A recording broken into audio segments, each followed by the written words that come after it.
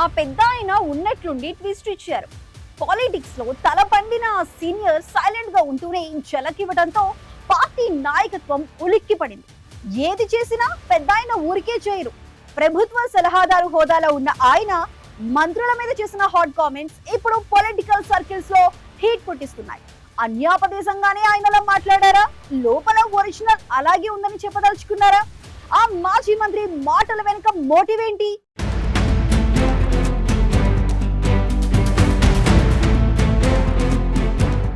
పోచారం శ్రీనివాసరెడ్డికి రాజకీయ భీష్ముడని పేరుంది. మంత్రిగా పనిచేశారు. స్పీకర్ గా సభను సంప్రదాయబద్ధంగా నడిపించారు. తెలుగు రాష్ట్రంలో సుపరిచిత పొలిటికల్ కటౌట్ పోచారం. అలాంటి నాయకుడు ఒక్కసారిగా ఉన్నట్టుండి హాట్ కామెంట్స్ చేసి అందరినీ ఆశ్చర్యపరిచారు. తన రాజకీయ జీవితంలో ఏ ప్రభుత్వంలో కూడా ఇలాంటి పరిస్థితి ఎదురు కాలేదంటూ కాంగ్రెస్ సర్కారుపై సంచలన వ్యాఖ్యలు చేశారు. ఫోన్ చేస్తే మంత్రులు లిఫ్ట్ చేయని దుస్థితి ఉందంటూ అసహనం వ్యక్తం చేశారు పోచారం. ఒకప్పుడు అసెంబ్లీని శాసించిన మాజీ స్పీకర్ పోచారం శ్రీనివాసరెడ్డిలో అసహనం కనిపిస్తోంది. నేనేమైనా కొత్తగా గెలిచిన వాడినా నా సీనియారిటీకి ఇచ్చే గౌరవం ఇదేనా అంటూ మంత్రులపై పోచారం చేసిన వ్యాఖ్యలు కాంగ్రెస్ పార్టీలో కలకలం రేపాయి. సిద్దాపూర్ రిజర్వాయర్ సాక్షిగా మంత్రుల తీరుపై పోచారం అసంతృప్తి వ్యక్తం చేయడం చర్చకు దారితీసింది.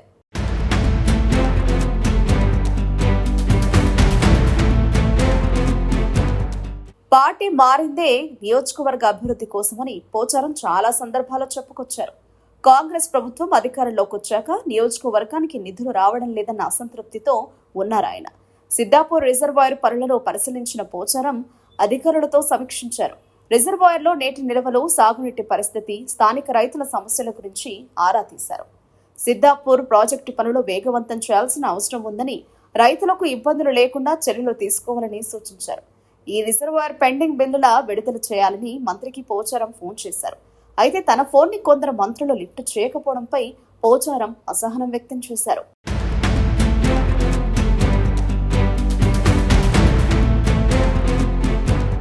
కాంట్రాక్టర్ కు బిల్లులు చెల్లించకపోవడం వల్ల పనులు ఆగిపోతున్నాయన్నారు పోచారం. తాను కూడా గతంలో మంత్రిగా పనిచేసిన విషయాన్ని ఆయన గుర్తు చేస్తూ తనకు అర్ధరాత్రి ఫోన్ వచ్చినా లిఫ్ట్ చేసేవాడన్నారు. ప్రజల కోసమే తాను ఫోన్ చేస్తానని, తన ఫోన్ లిఫ్ట్ చేయకపోతే ఎలాగని ఆయన ప్రశ్నించారు. నియోజకవర్గంలో పెండింగ్ పనులను పూర్తి చేయాలన్న లక్ష్యంతో పోచారం శ్రీనివాసరెడ్డి అధికార పార్టీ కండువ కప్పుకున్నారని ఆయన వర్గీయులు చెబుతున్నారు. మొన్నటిదాకా పొలిటికల్ యాక్టివిటీస్ కి దూరంగా ఉన్న పోచారం టెక్నికల్ గాను బీఆర్ఎస్ పార్టీలోనే ఉన్నారని చెప్పుకొస్తున్నారు. తాజాగా ఆయన హాట్ కామెంట్స్ వెనుక ఆంతర్యం ఏంటన్న చర్చ జరుగుతోంది.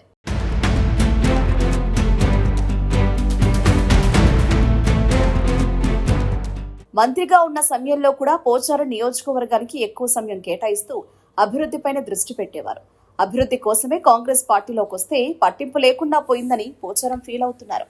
బీఆర్ఎస్ ప్రభుత్వంలో కీలక నాయకుడిగా గుర్తింపు పొందిన పోచారానికి కాంగ్రెస్ లో కనీస గౌరవం దక్కడం లేదంటున్నారు. ఏ పార్టీలో ఉన్నా నియోజకవర్గ అభివృద్ధి ముఖ్యమనుకునే పోచారం హస్తం పార్టీలో చేరినా లాభం లేకుండా పోయిందన్న భావనలో ఉన్నట్లు తెలుస్తోంది.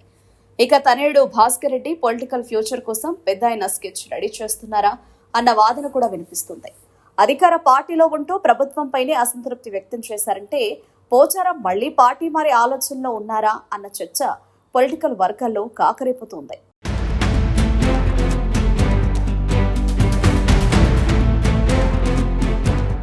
నియోజకవర్గాల పునర్విభజన జరిగితే కొడుకు భాస్కర్ రెడ్డిని వచ్చే ఎన్నికల్లో బరిలోకి దింపాలన్న యోచనలో పోచారం ఉన్నట్లు చెబుతున్నారు.